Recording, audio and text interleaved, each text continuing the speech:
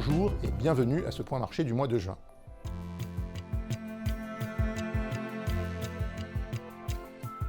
En mai, les données économiques ont été mitigées et l'incertitude concernant le secteur bancaire et plus récemment les négociations sur le relèvement du plafond de la dette américaine ont agité les bourses. Après que la Fed et la Banque centrale européenne ont remonté leur taux d'intérêt au mois de mai à leur plus haut niveau des 15 dernières années, les investisseurs demeurent préoccupés quant à l'évolution de la politique monétaire future. Et ces derniers veulent chausser des lunettes optimistes, estimant que le ralentissement économique permettra aux banques centrales de mener des politiques monétaires accommodantes très bientôt.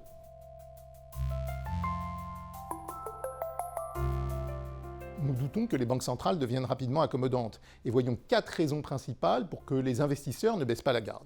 Premièrement, l'inflation ralentit, mais lentement, surtout quand on ne tient pas compte du repli récent des prix de l'énergie. D'ailleurs, certaines enquêtes auprès des ménages montrent que ces derniers commencent à anticiper des taux d'inflation plus élevés à l'avenir. Cela devrait dissuader les banques centrales de modifier leur stratégie. La lutte contre l'inflation demeure leur priorité. Deuxièmement, les consommateurs sont fragilisés. Les banques prêtent moins, à des conditions plus restrictives, et l'épargne des ménages s'érode au fil du temps. Troisièmement, la reprise de l'économie chinoise se poursuit, soutenue par la consommation des ménages, mais sur un rythme plus faible qu'en début d'année, et sur un chemin qui est parsemé d'embûches, avec d'une part une industrie manufacturière qui est faible, et d'autre part des incertitudes quant à l'évolution du secteur immobilier. Enfin, quatrièmement, sur les marchés, nous observons une déconnexion croissante entre, d'une part, la détérioration des perspectives conjoncturelles et, d'autre part, des prix d'actifs qui ne reflètent pas, selon nous, suffisamment cette dégradation. Et dit autrement, les valorisations boursières nous semblent aujourd'hui excessives, et c'est notamment vrai sur le marché américain.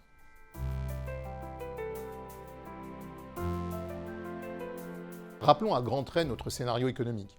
Nous attendons une petite récession aux États-Unis d'ici la fin de l'année. En Europe, la demande devrait ralentir, mais sans récession, grâce notamment à la résilience de son secteur des services. Et du côté des pays émergents, on observe des trajectoires de croissance très différentes. Il ne s'agit pas uniquement de la Chine. En Asie, des pays comme l'Inde ou l'Indonésie connaîtront cette année une croissance assez solide.